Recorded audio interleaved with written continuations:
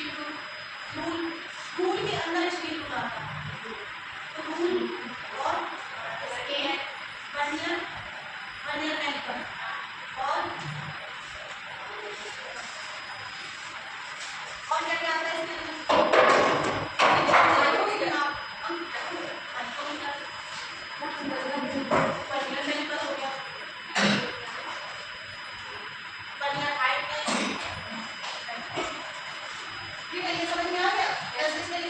किसी भी जॉब की माप यदि मापे जाने वाले उपकरण के साथ ही सीधे ही मिल जाती है, जैसे हमें किसी अन्य उपकरण की आवश्यकता नहीं पड़ती। और जो इनडायरेक्ट मेथड, जो हमें सीधे माप नहीं मिलती है, किसी पहले हमने एक मेजरमेंट किया, उसके बाद एक दूसरे के थ्रू हमें लेना पड़ता है। तो हमने जिसमें लिखा है इस विधि में उपकरण के द्वारा ली गई माप में सीधे प्राप्त नहीं होती, इसे किसी अन्य उपकरण की सहायता से प्राप्त किया जाता है। इसके अंदर क्या क्या आता है? कैलिपर, कैलिपर के अंदर आते हैं आउटसाइड कैलिपर, आउटसाइड और ये सब इसके कैलिपर इसकी टाइप है। हाँ, कैलिपर्स के अंदर तो इनडायरेक्ट मेथड में क्या क्या आएगा? कैलिपर और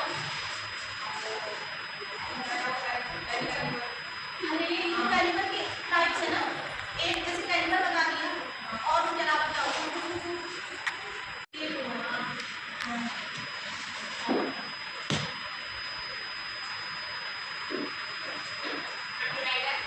डिवाइडर और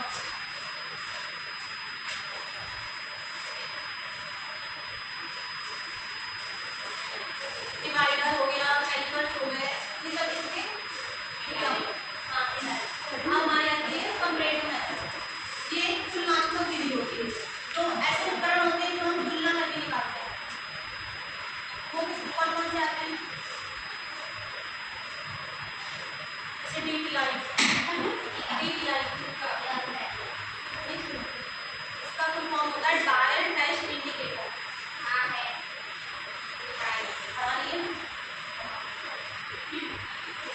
ये सबका ना अलग अलग एक टॉपिक होता है, जैसे डायल टेस्ट इंडिकेटर का है, कैलिपर्स का, डिवाइडर का, इनके अलग अलग टॉपिक है। ठीक है, जब हम जॉब की मांग किसी स्टैंडर्ड जॉब से तुलना करके निकालते हैं, जैसे तुम लोग जॉब बनाते हो, उसका एक मास्टरपीस हम लोग ने तैयार कर लिया, इससे 75 बाई 75 का, ठीक है, और हमें उसके तुम लोग कितने बच्चे, 20 बच्चे हो, ठीक है, 20 ही है आइडिया, तो हमें 20 जॉब चाहिए, जॉब की फीस चाहिए। अब हम उसको बार बार मेजर करेंगे वर्नियर कैलिपर से तो ज़्यादा टाइम लगेगा, कटिंग करनी है पावर फैक्टर से।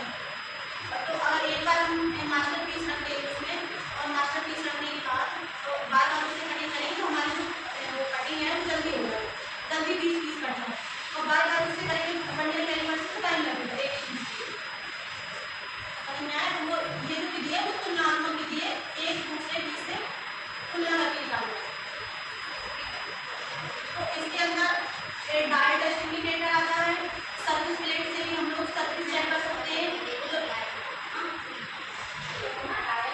डायल टेस्ट इंडिकेटर जब तुम लोग को साइन बार CI और DTI पढ़ाएंगे, इसलिए DTI और पर्टिकुलर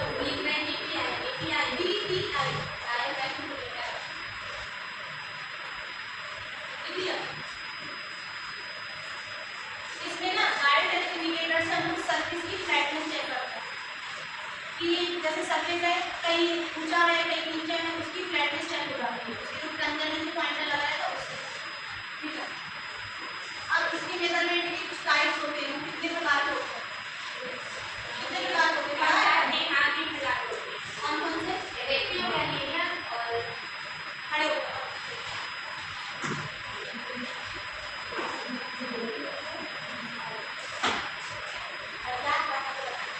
हाँ, जितना आता है उतना बताओ, पढ़ा दो।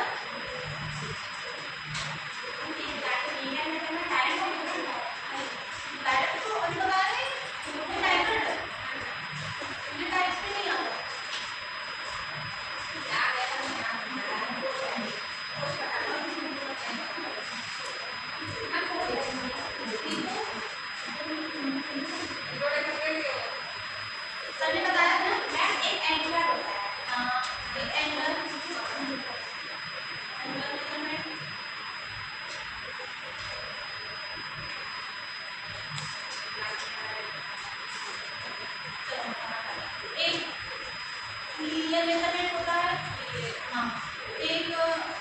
एंगुलर होता है, एक रेडियल मेजरमेंट होता है, एक फ्लैट सरफेस मेजरमेंट। ये 4 प्रकार के होते हैं। कितने प्रकार के होते हैं? कौन कौन से? एंगुलर और रेडियल और flat surface measurement.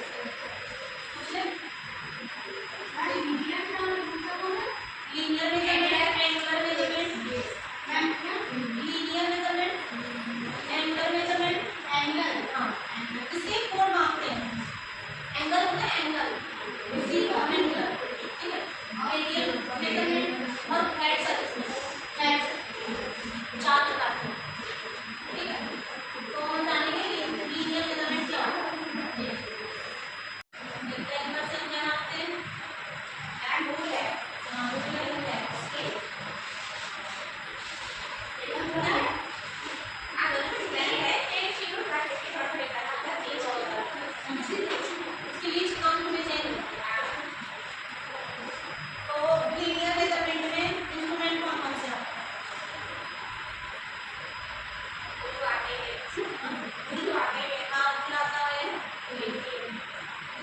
Steel tape आता है, स्टील टेप, आपको ऊंची टेप होता है, एक स्टील टेप होता है जो राउंड वाला होता है, ठीक है। और दूसरा हमारा एंगुलर मेजरमेंट। इससे हम जब दो रेखाओं के परस्पर प्रतिच्छेद लेते हैं तो उनके बीच में जो कोण बनता है और उसको मेजर करने के लिए क्लास चल रही, बाद में कर रहे अबे बाद में कर रहे, क्लास चल रही, क्लास ले रहे हैं।